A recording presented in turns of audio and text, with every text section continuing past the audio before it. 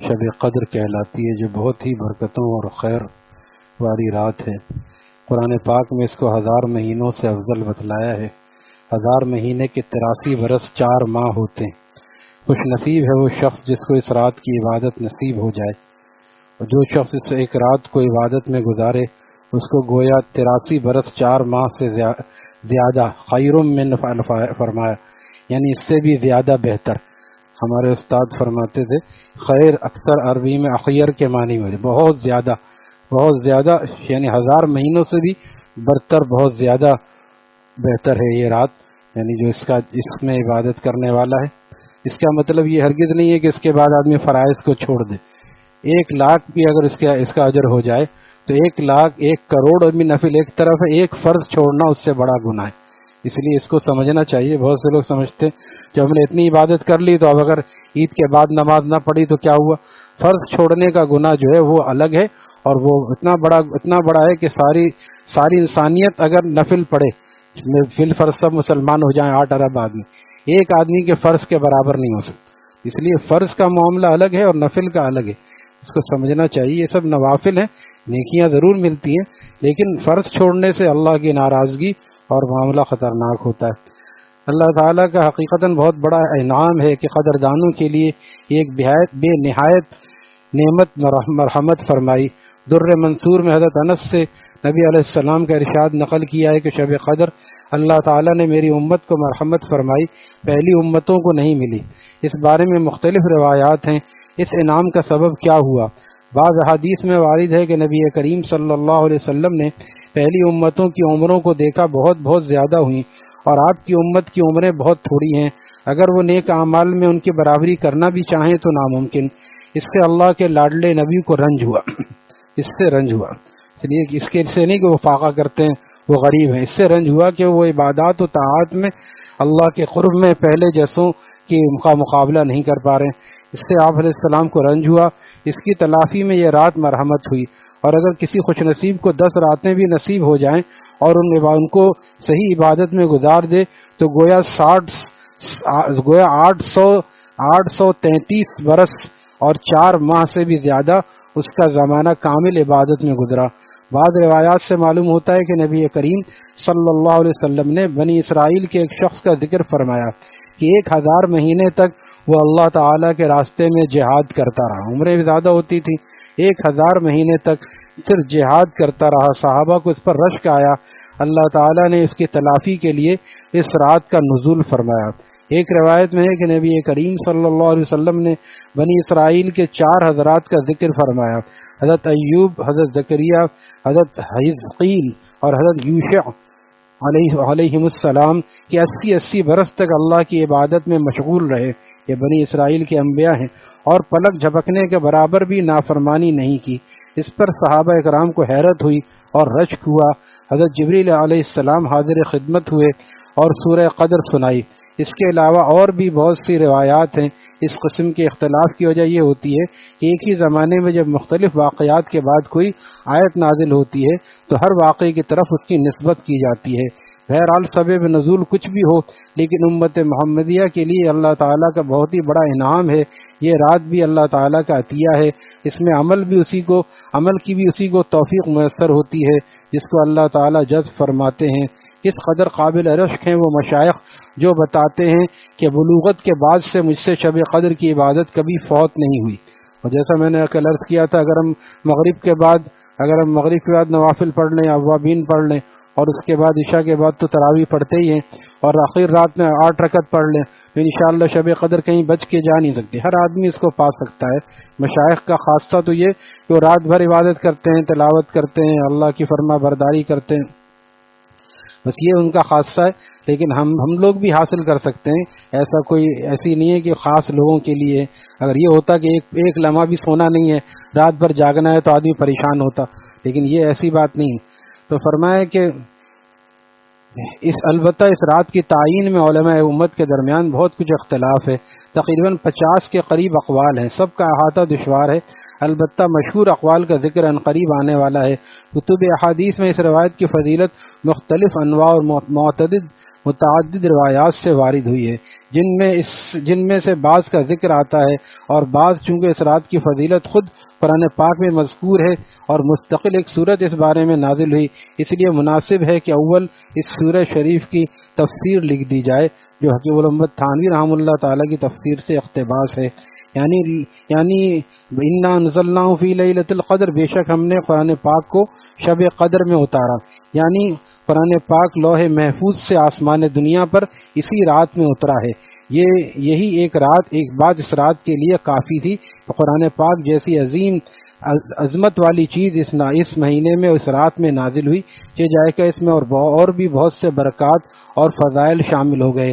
آگے زیادتی شوق کے لیے ارشاد فرمایا، وما ادراک ما لیلۃ القدر، اور آپ کو کیا معلوم کہ لیلۃ القدر کیا چیز ہے؟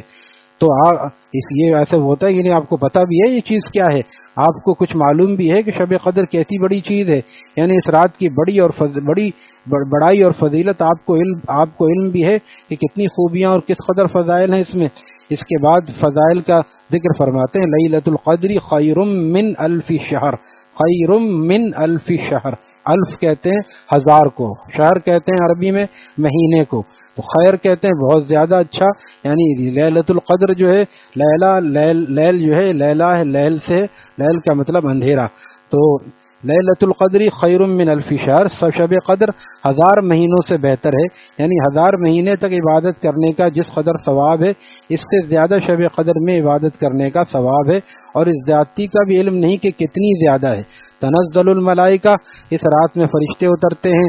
علامہ راضی لکھتے ہیں کہ ملائکہ نے جب ابتدا میں تجھے دیکھا تو تجھ سے نفرت ظاہر کی، اور بارگاہ الہی میں عرض کیا تھا کہ ایسی چیز کو آپ پیدا فرماتے ہیں جو دنیا میں فساد کرے گی، یفسک الدماء، وہ یہ فساد، یہ خون بہائے گی، اور ہم نحن نقدس لک، ہم آپ کی تسبیح بیان کرتے ہیں، تو دنیا میں فساد کرے اور خون بہائے۔ اس کے بعد والدین نے جب تجھے دیکھا تو منی کا قطرہ تھا تو تجھ سے نفرت کی، حتیٰ کہ کپڑے کو الگ کر دیا، لیکن جب اللہ تعالیٰ نے اس قطرے کو بہتر صورت مرحمت فرما دی تو والدین کو بھی شفقت اور پیار کی نوبت آئی، اور آج جب کہ توفیق الہی سے تو شب قدر میں معرفت الہی اور طاعت ربانی میں مشغول ہے، تو ملائکہ بھی اپنے اس فقرے کی معذرت کرنے کے لیے اترتے ہیں۔ اللہ تعالیٰ کا کتنا فضل ہے، ہماری ستاری فرماتے ہیں۔ عام دنوں میں اگر سال کے شروع میں بھیجیں جس میں سب پٹاخے چھوڑتے ہیں اور فائرنگ کرتے ہیں تو فرشتے کیا کہیں گے؟ ایسے دن میں، ایسی رات میں بھیجا کہ جس رات میں خوب اللہ تعالیٰ کی عبادت کی جاتی ہے، تاکہ اپنے بندوں کا پردہ رہے کہ دیکھو میں نے جو مخلوق پیدا کی ہے وہ ایسی غافل نہیں ہے، لہذا کیسے کیسے گناہگار بھی اس میں مسجد میں آتے ہیں اور گھروں میں عبادت کرتے ہیں۔ جو مسجد میں نہ آ سکے وہ بھی پریشان نہ ہو، گھر میں عبادت کرے۔ تنہائی کی عبادت، اس نفل میں تنہائی کی عبادت زیادہ بہتر ہے۔ یہ جو حجرے بنائے جاتے ہیں اعتکاف کے اسی لیے ہیں، اس میں بیٹھ کے جو ہے وہ دوستی یاری ہوتی ہے، اس کے لیے نہیں ہوتے، بلکہ اس لیے ہوتے تاکہ آدمی تنہائی میں جیسے تیسے منہ بنا کے روئے اور جتنی بھی عبادت کرے کوئی دیکھے نہیں، اخلاص ہو، یہ اس لیے بنایا جاتا ہے۔ تو فرمایا کہ توفیق الہی سے تو شب قدر میں معرفت الہی اور اطاعت ربانی میں مشغول ہے، تو ملائکہ بھی اپنے فقرے کی معذرت کرنے کے لیے اترتے ہیں۔ وروح فیہا، اور اس رات میں روح القدس یعنی جبریل امین بھی نازل ہوتے ہیں۔ روح کے معنی مفسرین کے چند اقوال ہیں، جمہور کا قول یہی ہے جو اوپر لکھا، اس حصے حضرت جبریل علیہ السلام مراد ہیں۔ علامہ راضی نے لکھا ہے کہ یہی قول زیادہ صحیح ہے کہ حضرت جبریل علیہ السلام کی افضلیت کی وجہ سے ملائکہ کے ذکر کے بعد خاص طور سے ان کا ذکر فرمایا۔ بعض کا قول ہے کہ روح سے مراد ایک بہت بڑا فرشتہ ہے کہ تمام آسمان و زمین اس کے سامنے ایک لقمے کے بقدر ہیں۔ بعضوں کا قول ہے کہ اس سے مراد فرشتوں کی ایک مخصوص جماعت ہے جو فرشتوں کو بھی صرف لیلۃ القدر ہی میں نظر آتے ہیں۔ چوتھا قول یہ ہے کہ یہ اللہ کی کوئی خاص مخلوق ہے جو کھاتے پیتے ہیں مگر نہ فرشتے ہیں نہ انسان۔ پانچواں یہ کہ حضرت عیسیٰ علیہ السلام مراد ہیں جو امت محمدیہ کے کارنامے دیکھنے کے لیے ملائکہ کے ساتھ اترتے ہیں۔ چھٹا قول یہ ہے کہ اللہ تعالیٰ کی خاص رحمت ہے، یعنی اس رات میں ملائکہ نازل ہوتے ہیں اور اس کے بعد میری رحمت خاصہ نازل ہوتی ہے۔ ان کے علاوہ اور بھی بہت سے مشہور اقوال ہیں۔ سنن بیہقی میں حضرت انس کے واسطے سے نبی کریم صلی اللہ تعالی علیہ وسلم کا ارشاد نقل کیا ہے کہ شب قدر میں حضرت جبریل علیہ السلام فرشتوں کے ایک گروہ کے ساتھ اترتے ہیں اور جس شخص کو ذکر وغیرہ میں مشغول دیکھتے ہیں اس کے لیے رحمت کی دعا کرتے ہیں بِإِذْنِ رَبِّهِمْ مِنْ كُلِّ أَمْرٍ، اپنے پروردگار کے حکم سے ہر امر خیر کو لے کر زمین کی طرف اترتے ہیں۔ مظاہر حق میں لکھا ہے کہ اسی رات میں ملائکہ کی پیدائش ہوئی اور اسی رات میں آدم علیہ السلام کا مادہ جمع ہونا شروع ہوا، اسی رات میں جنت میں درخت لگائے گئے۔ دعا وغیرہ کے قبول ہونا تو بکثرت روایات میں وارد ہے۔ در منصور کی ایک روایت میں ہے کہ اسی رات میں حضرت عیسیٰ علیہ السلام آسمان پر اٹھائے گئے اور اسی رات میں بنی اسرائیل کی توبہ قبول ہوئی۔ سلامن، وہ رات سراپا سلام ہے، یعنی تمام رات ملائکہ کی طرف سے مومنین پر سلام ہوتا رہتا ہے۔ ایک فوج آتی ہے، دوسری جاتی ہے، جیسا کہ بعض روایات میں اس کی تصریح موجود ہے۔ یا یہ مراد ہے کہ یہ رات سراپا سلامتی ہے شر و فساد وغیرہ سے۔ یہ حتی مطلع الفجر، وہ رات انہی برکات کے ساتھ طلوع فجر تک رہتی ہے، یعنی سحر کے وقت تک رہتی ہے۔ مغرب سے جو شروع ہوتی ہے، اسی لیے آدمی ہم چاہتے ہیں بس آخر رات میں کریں گے، مغرب کے بعد ہی نوافل تلاوت اسی وقت کو آدمی کام میں لائے، پھر اس کے بعد جو ہے وہ پوری رات عشاء کے بعد تراویح ہو گئی، اب تھوڑا سا کھانا وغیرہ کھا کے تھوڑا چائے آرام کر لے، پھر شروع ہو جائے، تو اب بشاشت سے عبادت کرے۔ کہ ملمت فرماتے ہیں کہ حضرت گنگوئی نے فرمایا کہ جب ذکر کے دوران، عبادت کے دوران نیند آئے نفل تو سو جاؤ، فجر تو پڑھنی ہے، عشاء تو پڑھنی ہے، تراویح، لیکن اگر نفل میں نیند آئے سو جاؤ، تھوڑے سو کے پھر فریش ہو کے اٹھو۔ انسان آپ دیکھیں تجربہ کر کے، اگر نیند آ رہی 1-1.5 گھنٹہ بھی سو جائیں آدمی فریش ہو جاتا ہے، اور اسی نیند میں کرتے رہے تو جھومتا رہے گا آدمی، کچھ کا کچھ بولے گا، زبان سے نکالے گا کچھ اور نیند میں آدمی کچھ بڑا رہا ہوگا، اس سے اور خطرناک ہے۔ اس لیے تھوڑی سی نیند کر لینا چاہیے، 6 گھنٹے سونا چاہیے۔ ہمارے لوگ کیا کرتے ہیں، رات بھر جاگتے ہیں، پھر صبح چاہتے ہیں فجر پڑھتے ہی جا کے سوئیں تو 1 بجے اٹھیں، یہ طریقہ غلط ہے۔ تھوڑا سا رات کی نیند سے جو ہے بہت ہی سہولت ہوتی ہے، 2 گھنٹے آدمی رات میں سو لے اور اس کے بعد پھر دن میں 3-4 گھنٹے سو لے، یہ کافی ہے۔ ایک دم 6 گھنٹے سونا، بعد فجر پڑھ کے سوتے ہیں، پتہ نہیں اتنی نیند کیسے آتی ہے کہ فجر پڑھ کے سوتے ہیں، ظہر کے وقت میں اٹھتے ہیں، یہ انسانی نیند نہیں ہے، بلکہ یہ بس آدمی کیا کہیں اس کو کہ ایسی نیند سے پناہ مانگنی چاہیے جو آدمی کو سست کر دے، یہ سستی ہے، یہ نیند نہیں ہے۔ اسی لیے حضرت گنگوئی رحمۃ اللہ تعالی نے فرمایا کہ 2 چیزیں ایسی ہیں آدمی جتنا چاہے بڑھا لے، کھانا اور نیند، کھانا اور نیند، جو جتنا چاہے بڑھا لے، جتنا چاہے گھٹا لے، آدمی کے اختیار میں ہے۔ لیکن جو اس کو بتایا جاتا ہے، اہل طب بھی یہ بتاتے ہیں، اولیاء اللہ بھی، کہ دونوں کو میانہ روی میں چلے، دونوں میانہ روی میں کرے، نہ بہت گھٹائے کہ کمزور ہو جائے کھانا پینا، نہ اتنا بڑھائے کہ وزن ایک دم بڑھ جائے اور بے فکری پیدا ہو جائے، اور نیند زیادہ کھانے سے بھی نیند زیادہ آتی ہے۔ اس لیے آدمی اگر رات میں کم کھائے تو سحری میں بھوک بھی لگتی ہے، اور کم کھانے سے نیند بھی کم آتی ہے۔ زیادہ کھانے کی، اولیاء اللہ جو عام دنوں میں بھی رات بھر عبادت کرتے تھے وہ کیسے ہوتا تھا، عشاء کی نماز سے پہلے حضرات تھوڑا روکھا سوکھا تھوڑا کھا لیتے تھے اور اس کے بعد پھر عشاء کے بعد سو جاتے تھے، پھر ان کی جیسے ہی بھوک زیادہ لگتی ہے پھر آدمی کی آنکھ کھل جاتی ہے، 2-3 بجے خود آنکھ کھل جاتی تھی اور پھر اس کے بعد عبادت کرتے تھے۔ ایک بزرگ کے بارے میں لکھا ہے، یہ ہے نفس کو بہلانا، اور نفس کیونکہ جیسے بچہ ہے اس کو بہلا پھسلا کے مدرسے بھیجتے ہیں، لو بیٹا ٹافی لے لو، کہاں ٹافی اور کہاں قرآن کریم کی دولت، کہاں علم کی دولت، کہاں ٹافی اور لڈو، تو بچہ اس سے بہلتا ہے، تو بچے کو بہلا پھسلا کے کام لیتے ہیں، اسی طرح نفس کو بھی بہلا پھسلا کے کام لے۔ تو ایک بزرگ تھے، وہ رات میں اپنا پسند جو بھی کھانا ہوتا تھا، کھانا بھی کیا خاص ہوتا تھا، بس کھانا پینا حلوہ جو چیز ہوتی تھی اس کو رکھ لیتے قریب میں اور کہتے نفس سے 4-8 رکعت پڑھ لے پھر تجھے کھلاؤں گا، پھر کہتے اور 4 پڑھ لے اور 4، ایسا کر کے سحر کا وقت کر دیتے اور سحر کے وقت میں اس سے سحری کرتے پھر روزہ رکھتے۔ یہ ہے نفس سے کام لینے کا طریقہ۔ ہم لوگ کھاتے پیتے خوب ہیں اور پھر سو جاتے ہیں، پھر کہتے ہیں کیا کریں بھائی، اللہ معاف کرنے والا ہے۔ اگر ہم نے ان اوقات کو بھی ضائع کر دیا پھر کون سا وقت آئے گا جس میں ہم اللہ کا قرب حاصل کریں گے۔ یہ نہیں کہ رات کے کسی خاص حصے میں یہ برکت ہو، یہ فرما رہے ہیں تمام رات حتی مطلع الفجر، جو مغرب سے شروع ہوئی ہے تمام رات رحمت کا نزول، سلامتی کا نزول ہو رہا ہے، اور انہی برکات کے ساتھ طلوع فجر تک رہتی ہے۔ یہ نہیں کہ رات کے کسی خاص حصے میں یہ برکت ہو اور کسی میں نہ ہو، بلکہ صبح ہونے تک ان برکات کا ظہور رہتا ہے۔ اس سورہ شریفہ کے ذکر کے بعد خود اللہ تعالی کہ پاک کلام میں اس رات کی کئی نوع کی فضیلتیں ارشاد فرمائی گئی.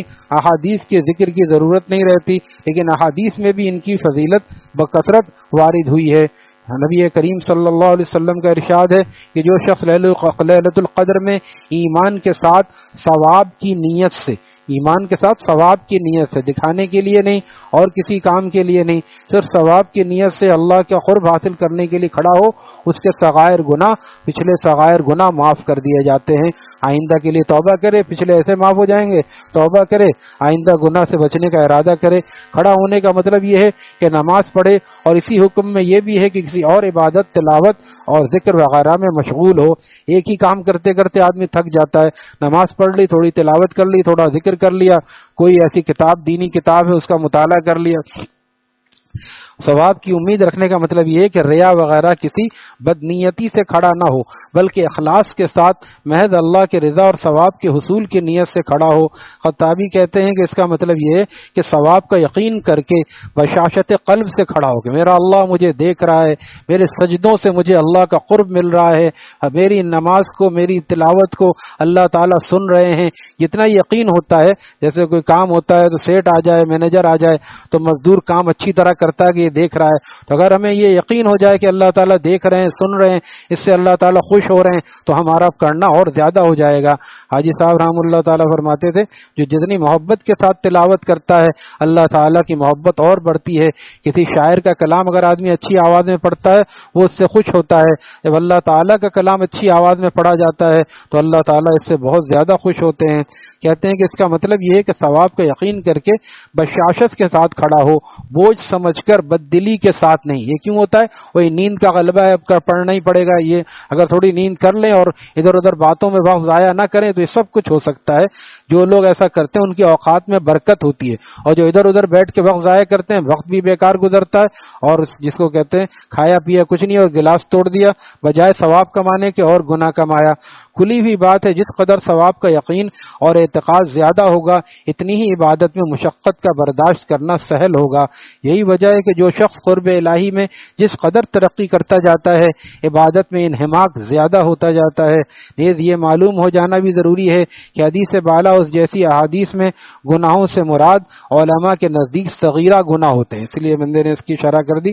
گناہ معاف ہونے سے مراد صغائر معاف ہوتے ہیں. کسی کا پیسہ دبایا ہے، کوئی بھی ایسا کام کرتا ہے، یہ نہیں کہ داڑھی منڈا رہا سمجھتا ہے نماز سے داڑھی منڈانے کے گناہ، یا تصویر لٹکانے کے گناہ، یا کسی کا حق دبانے کے گناہ، یہ گناہ اس سے معاف نہیں ہوتے. صغیرہ گناہ معاف ہوتے ہیں، اس لیے کہ قرآن پاک میں جہاں کبیرہ گناہوں کا ذکر ہے ان کو الا من تابہ کے ساتھ ذکر کیا، مگر جو توبہ کر لے، جو سچی توبہ کر لے، یا اللہ آئندہ میں نہیں کروں گا، آج ارادہ کر رہا ہوں، پھر فوراً خیال بھی آتا ہے کہ ہو سکتا ہے رمضان کے بعد ٹوٹ جائے. جب ٹوٹے گی پھر دیکھا جائے گا. ابھی ہم سچے دل سے توبہ کریں گے تو اللہ تعالیٰ ضرور ہماری توبہ قبول فرمائیں گے. اور حدیث شریف میں فرمایا التائب حبیب اللہ، توبہ کرنے والا اللہ کا محبوب ہو جاتا ہے. التائب من الذنب کمن لا ذنب لہ، تائب ایسا ہوتا ہے توبہ کرنے والا جیسے اس نے گناہ کیا ہی نہیں، ایسا اللہ تعالیٰ اس کو پاک صاف کر دیتے ہیں. سچی توبہ. تو اسی بنا پر علماء کا اجماع ہے کہ کبیرہ گناہ بغیر توبہ کے معاف نہیں ہوتا. پس جہاں حدیث میں گناہوں کے معاف ہونے کا ذکر آتا ہے علماء اس کو صغائر کے ساتھ مقید فرماتے ہیں. میرے والد صاحب نور اللہ مرقدہ کا ارشاد ہے کہ احادیث میں صغائر کی قید دو وجہ سے مذکور نہیں ہوتی. اول تو یہ کہ مسلمان کی یہ شان ہی نہیں ہے کہ اس کے ذمہ گناہ کبیرہ ہو. کتنی بڑی بات ہے کہ ایک پکا مسلمان اپنے ذمہ گناہ کبیرہ کیسے رکھ سکتا ہے؟ کسی کا حق ہے تو وہ دے، اعتکاف میں بیٹھنے سے زیادہ ضروری ہے اس کا حق ادا کرے، حج و عمرہ کرنے سے زیادہ ضروری ہے اس کا حق ادا کرے. کوئی بھی گناہ اس سے سچی توبہ کر لے.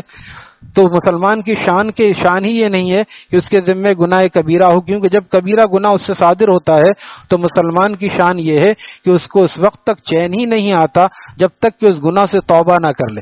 جیسے دوسری وجہ یہ ہے، جیسے حدیث شریف میں فرمایا کہ مسلمان سے کوئی گناہ صادر ہو جائے تو وہ ایسا جیسے اس پہ پہاڑ رکھا گیا ہو، اتنا بار محسوس کرتا ہے. اور منافق سے گناہ صادر ہو ایسے جیسے مکھی آئی یوں کر کے ہٹا دیا، کیا ہوا، گناہ ہو گیا، سارے لوگ گناہ کر رہے ہیں، تو ہم دیکھ لیں ہماری کیفیت کیا ہے۔ اگر اپنے گناہوں کے بارے میں ہمیں اتنی فکر ہے اور ہم توبہ کرتے ہیں تب تو اچھی بات ہے، اور اگر یہ ہے تو ہماری حالت کیا ہے، یعنی اس کا یقین کمزور ہے۔ دوسری وجہ یہ ہے کہ جب اس قسم کے مواقع ہوتے ہیں، مثلا لیلۃ القدر ہی میں جب کوئی شخص با امید ثواب عبادت کرتا ہے تو اپنی بدعمالیوں پر ندامت اس کے لیے گویا لازم ہے، لازمی طور پہ روتا ہے اور اللہ سے مناجات کرتا ہے، تو اس سے توبہ ہو ہی جاتی ہے اور خود بخود ہو جاتی ہے۔ توبہ کی حقیقت گزشتہ پر ندامت اور آئندہ کو نہ کرنے کا عزم ہے۔ گزشتہ پر ندامت جو ہو گیا، یا اللہ اس پہ ہم نادم ہیں، آئندہ ہم ارادہ کرتے ہیں کہ آپ کو ناراض نہیں کریں گے۔ لہذا اگر کوئی شخص کبائر کا مرتکب بھی ہو تو اس کے لیے ضروری ہے کہ لیلۃ القدر ہو یا کوئی بھی اور اجابت کا موقع ہو مقبولیت کا، اپنی بدعمالیوں سے سچے دل سے پختگی کے ساتھ دل و زبان سے توبہ بھی کرے تاکہ اللہ تعالیٰ کی رحمت کاملہ متوجہ ہو اور صغیرہ کبیرہ سب طرح کے گناہ معاف، تو اس طرح صغیرہ کبیرہ سب طرح کے گناہ معاف ہو جائیں گے۔ اور یاد آ جائے، حضرت شیخ فرماتے ہیں، یاد آ جائے تو اس سیاہکار کو بھی اپنی مخلصانہ دعاؤں میں یاد رکھیں۔ یا اللہ والوں کی عاجزی ان کی ساری ہے کہ ہمیں بھی اپنی سب کے لیے دعا کرنی چاہیے، ایک کو دوسرے سے دعا کی درخواست کرنی چاہیے۔ فرمایا اسرع الاجابہ، اسرع الاجابہ کیا ہے؟